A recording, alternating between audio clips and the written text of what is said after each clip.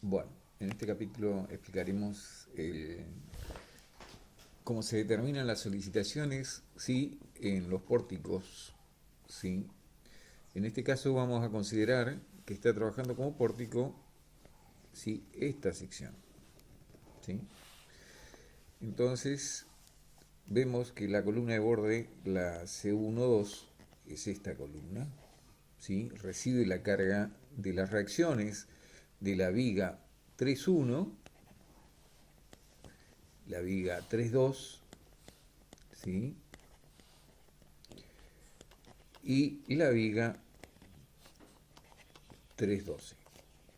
Entonces, en esta planta estructural analizamos, ¿sí? Sacamos las dimensiones de la viga, ¿sí? Sacamos la distancia entre apoyos para poder calcular en forma simplificada las reacciones de las vigas que transmiten, ¿sí? Se van a transmitir a las columnas. En la parte del corte podemos determinar cuáles serán las alturas de la columna, ¿sí? En este caso vamos a elegir una columna no muy alta, 2,6 metros, ¿sí? Y acá va a ser un entrepiso muy bajo de 2,35 metros y 2,6 metros. En la mayoría de los casos, el último piso, que es la planta baja, a veces se puede tomar hasta la fundación. En este caso no tomamos hasta la fundación porque vamos a tener una viga de encadenado. Bueno, vamos a pasar a la solución del problema. En este caso, las cargas ya se van a dar como dato, ¿sí? Son las cargas permanentes debido a los materiales y la sobrecarga debido al uso, ¿sí? Una vez que terminamos los pesos, pasamos a determinar a través de aplicar las reglas de Turstra la carga última, ¿sí? Distribuida por metro cuadrado de losa, ¿sí? Que va a estar actuando, ¿sí? En toda la superficie de losa. Luego determinamos, ¿sí? Las reacciones de viga.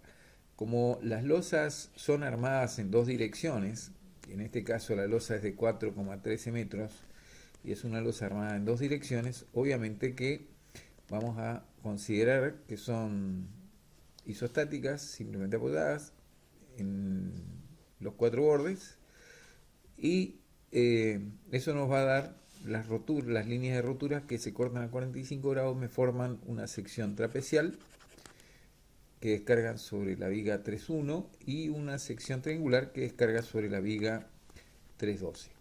Entonces, con esos valores, entonces determinamos la carga Q última de losa por la superficie de trapecio, dividido la luz de la viga, va a ser el Q de viga que va a estar actuando. Pero a este Q de viga todavía le está faltando si en el caso si hubiera muro sobre la viga, ¿sí? En este caso analizamos la carga triangular, ¿sí? O sea que 2,04 corresponde a esta carga y la segunda, que no está aclarada, corresponde a la carga trapecial. Entonces, con esos valores vamos a determinar, ¿sí? Qué cargas, como las vigas, nosotros consideramos que son vigas simplemente apoyadas, sometidas con una carga distribuida, y a las cuales consideramos que tuvimos que sumar la carga de muro, ¿sí? Más el peso propio, ¿sí? Es lo que sucede acá. En las vigas Q2, por ejemplo, de borde tenemos la reacción de la losa, la carga de peso propio, ¿sí?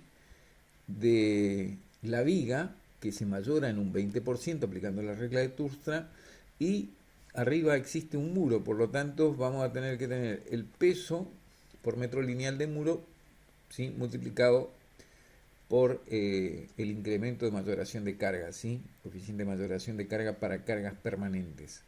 Entonces eso me da una carga última sobre viga de 2.225 kilogramos por metro o 2,22 toneladas por metro. Entonces vamos a determinar que esto no es otra cosa que la reacción de la viga es igual a Q por L sobre 2, por lo tanto vamos a determinar cuáles son las reacciones que van a descargar sobre las columnas. Tenemos dos vigas que descargan el mismo peso y la tercera viga, la viga 312, descarga con otra carga porque habíamos analizado que el Q último de viga era menor que la anterior. Entonces, sumando las reacciones de todas las vigas, vamos a tener en la primera columna, ¿sí? Como podemos apreciar, la reacción sobre la primera columna en la cabeza. Pero en el pie de esta columna voy a tener que sumar todo el peso, ¿sí? El peso propio de la columna. Entonces, si venimos para abajo, vamos a ver que tenemos que sumar en el pie el peso propio, que es igual a 0,2 por 0,2, porque considero columnas de 20 por 20, por 2,6 metros de altura y por el peso específico. Eso multiplicado por el coeficiente de mayoración de la regla de Thurström para cargas permanentes, determinamos la carga en el pie.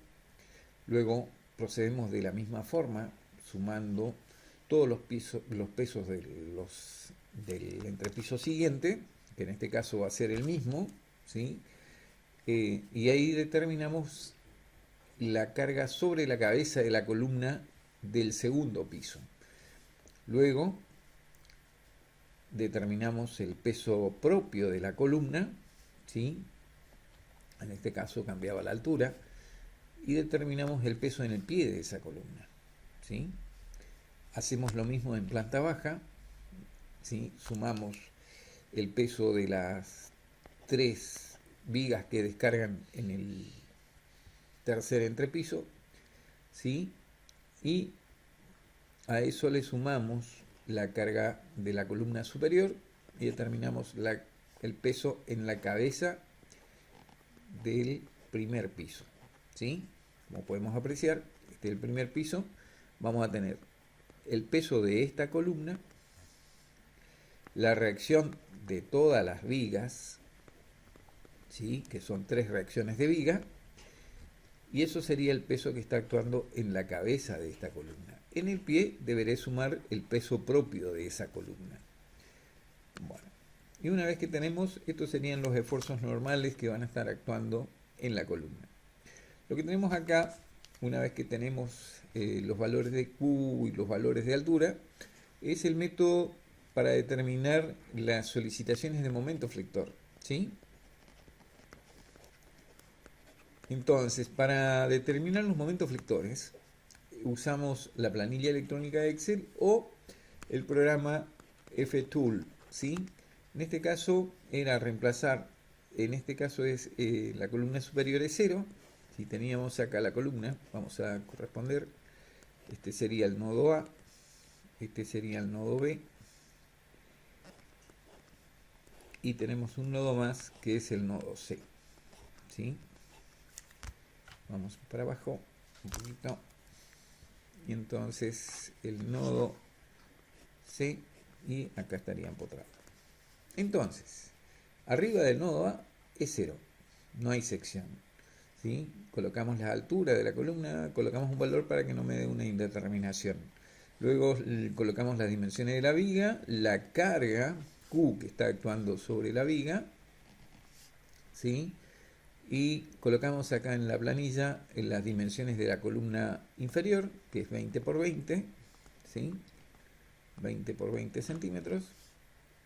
Luego colocamos la altura de la columna, que son 2,6 metros, y así sucesivamente. Acá en este piso serían 2,36 metros, y la dimensión en este sentido cambia porque tenemos 25 centímetros por 20 centímetros. Entonces lo único que tendría que tener cuidado es que en la columna inferior, en este nudo B, va a cambiar, porque en el nudo B en la parte de arriba tiene 20 por 20 y en la columna inferior tiene 20 por 25. Lo mismo sucede en el nodo C, ¿sí? De la misma forma que hicimos el análisis en el nodo B. Y bueno, directamente nos está dando las solicitaciones. Si yo cambiara de lápiz, vería que la solicitación en la cabeza es 0,35 toneladas por metro, en la parte superior del nodo B me va a dar 0,31 toneladas por metro. ¿Sí? Voy a unir esto y esto serían las solicitaciones de momento flector. En la parte inferior del nodo me da 0,53 toneladas por metro, y en la parte superior de la columna inferior es 0,59, ¿sí? toneladas por metro, y en la parte inferior 0,43. Bueno, serían los valores aproximadamente de todas las solicitaciones de momento flector, que son el resultado de la transmisión del empotramiento de las losas a la columna. En el último caso se transmite el 50%, quiere decir que acá, si transmito este momento el 50% de este valor, va a ser 0,27 aproximadamente, ¿sí? toneladas por metro. Y bueno, eso serían todas las solicitaciones de flexión, serían solicitaciones de flexión, ¿sí? O sea, el M comúnmente. Vamos a ver ahora qué resultado obtenemos con el FTools. Tenemos que dibujar toda la estructura, ¿sí? Y una vez que dibujamos toda la estructura, vamos a ver, ¿sí? Cargamos. Lo único que tuve que cargar son las reacciones de otras dos vigas que están en este sentido, ¿sí? Acá viene la viga 3.1 y la viga 3.2. Sumo las reacciones esas y coloco en los nodos, ¿sí? Debo colocar esas reacciones, esas dos vigas en los nodos. Entonces voy a tener 9,19 cargando en cada nodo. Este programa no considera los pesos propios de los materiales, ¿sí? Entonces, esa sería la diferencia que vamos a tener en los resultados con el método anterior simplificado de la DIN 1045. Veríamos que si colocamos la carga, ¿sí? de 2,04 toneladas, vamos a determinar que los valores son aproximadamente igual, pero tienen unas pequeñas discrepancias, ¿sí? Fíjense, por 100 kilogramos más o menos, ¿sí? Son valores muy cercanos. Lo único que acá en esta solicitación varió mucho, ¿sí? Debido a que yo puse una articulación como condición de borde del pórtico. Y bueno, y también varían. En el primer esfuerzo normal es aproximadamente igual al caso anterior, pero acá, por ejemplo, ya es menor, y este también valor es menor. ¿Por qué este valor es menor y es 37, cuando en realidad si yo calculo a mano me da 38? Porque me está faltando sumar los pesos propios de las columnas. Si yo a 37,8 sumara el peso de esta columna, más el peso de esta columna, más el peso de esta columna, llegaría a los 38 toneladas aproximadamente que me está descargando en el pie de esa columna. Y bueno, una vez que tengamos los esfuerzos normales en la columna, ¿sí? que son los P últimos, y tenemos el momento 1 y el momento 2 y el P último, obviamente que puede pasar al siguiente paso, que va a ser el dimensionamiento